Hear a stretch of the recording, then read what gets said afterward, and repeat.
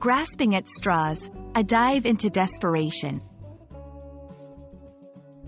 Hello, everyone. Welcome back to our channel, where we make learning English easy and fun. Today, we're going to explore a fascinating phrase that you might have heard in conversations or seen in books. Grasping at straws. Understanding phrases like these can really add depth to your English skills. So let's dive in and discover what this phrase means, where it comes from, and how you can use it in your everyday conversations. Grasping at straws is an idiom that paints a vivid picture in our minds. Imagine someone drowning, desperately reaching out for anything that might save them, even if it's just a few straws floating on the water. This image helps us understand the essence of the phrase. In reality, grasping at straws is used to describe a situation where someone is in such a desperate state that they cling to even the slightest hope or possibility, no matter how unlikely it is to provide a solution. It's about trying to find some way out of a difficult situation when almost all options seem to have failed. The origin of this phrase adds an interesting layer to its understanding.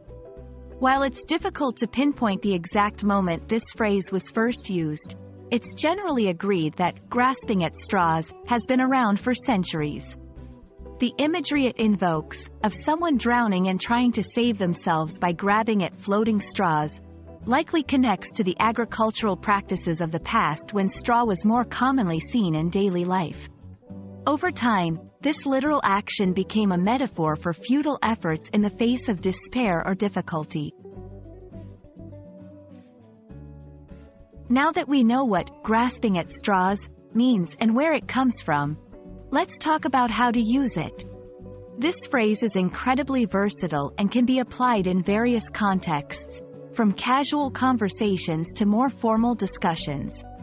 Here are a few examples. In a debate, they knew they had lost the argument, so they were just grasping at straws trying to counter our points. During a crisis, after hours of trying to fix the problem, we were just grasping at straws, hoping anything would work.